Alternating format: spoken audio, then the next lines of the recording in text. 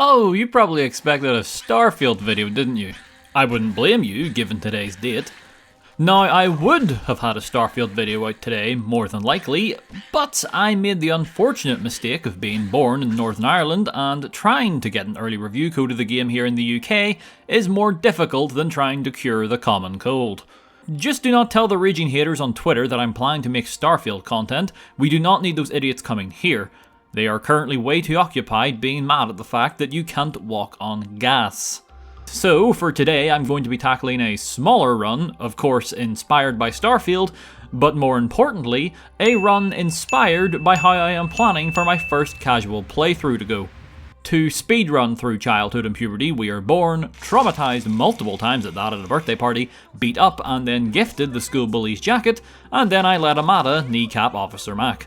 Oh my god. My build before leaving the vault is stupidly obvious, lots of strength, endurance and luck to get the most damage out of my fists as possible. My tag skills are then unarmed, medicine and science. The last one was honestly just a kind of random selection. Before being abducted, I made the rounds at Silver's house and Megaton for some money and stim packs respectively. If memory serves me right, there's not a lot of healing to go around on the final frontier, so I would like to be even somewhat prepared for my eventual alien probing. After I am satisfied with my medical bills, as well as the few extra levels that I gained by being nice to the people of Megaton, I was more than ready to be beamed up for examination. The aliens play us like a damn fiddle, in more ways than one, and before you know it, we get to staging the easiest prison breakout that you've ever seen. Thankfully, this is accomplished by starting a fistfight with our cellmate, and I may have hit her a little bit too hard, as she kept having this recurring condition where her forehead would disappear to parts unknown.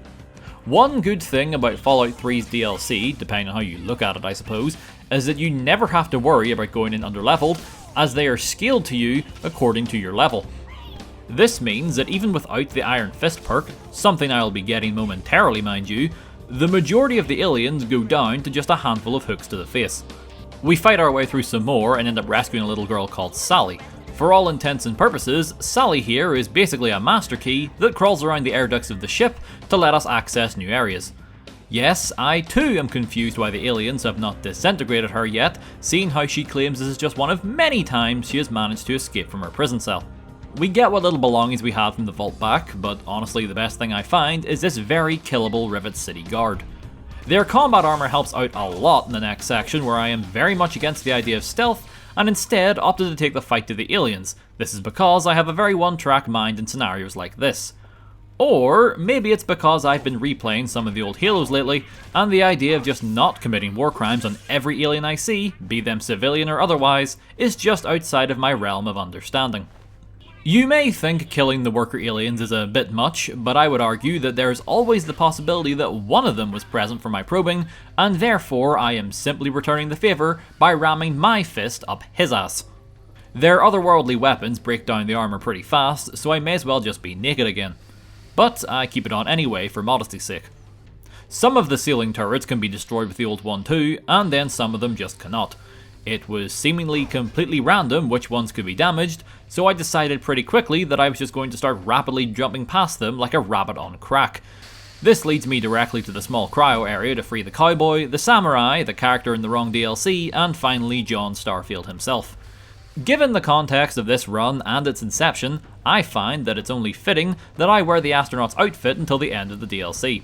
While this means I may now look the part, I am also squishier than ever, as the suit only provides a damage reduction of 1. At least it can't break though. On to stage 2 of the DLC, and we have to travel to 3 different parts of the ship and destroy 3 separate generators to get past. The game strongly advises taking the new frozen popsicles or Soma with you to these areas, but I don't really feel like it, so I just leave them all here while I go and play hero. The first area is the robot assembly plant where, you guessed it, I upgrade from beating up helpless aliens to nearly just as helpless machines. The ones with the tickle hands are about as threatening as one might expect. The ones with the cannons though, pack a little bit more of a punch. Not to worry, like most enemies with explosive weapons, getting all up in their face is a surefire way to make them hesitate when firing, and since I need to do that anyway to land a hit, well, it works out rather well for me. As expected, what ends up annoying me the most is the number of turrets in this section. most of which were the fist-proof kind, not much to do in these situations and run on by and hope there's a healing station nearby. This is because I'm already starting to run low on stim packs. It doesn't take long before I find the first generator, push its buttons, and can then make my way for the hangar. There's not much to go over in the hangar, it only takes about a minute to get to the door that has the generator behind it. The catch this time, however, is that trying to open the door sounds the alarm, and now you must play a brain-dead tower defense game to stop the aliens from getting to you before the door opens. You could say I am failing the run as I am not using my fists to kill these aliens, but for all we know I am punching these buttons and that still counts. Or something, I don't know. This whole thing was recorded and scripted at like 2 AM, so maybe I'm just tired. Regardless, pushing their buttons eventually causes them to give up, allowing me to perform some more maintenance on the generators. All that leaves is Cryo Storage. Fighting aliens in the cryo bay. Damn, it really is Halo now. The best part about this is I can release other abductees to really throw a wrench in aliens' plans.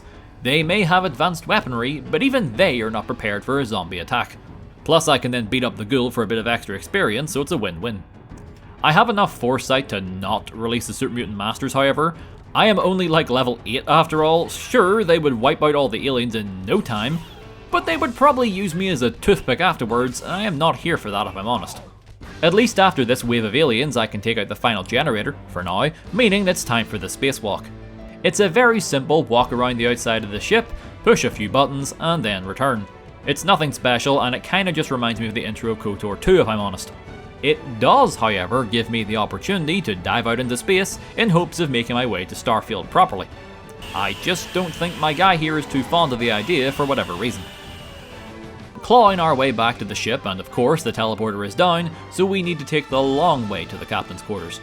But before that, we also need to take out the death ray, because one apocalyptic event was more than enough for the world, I think.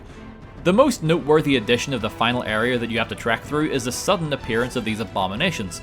They look like aliens genetically altered with human DNA, meaning we are getting very XCOM 2 up in this DLC. God, now I really want to play XCOM. Do I just have a thing for killing aliens? I think I might, honestly. Anyway, they aren't that much tougher than the regular stun baton toting aliens. The big advantage is that they have their Lincoln arms. I mean, just look at those things, they could probably slap my ass from halfway across the deck. You don't really have to fight too many of them though, so they are out of the picture again before you know it.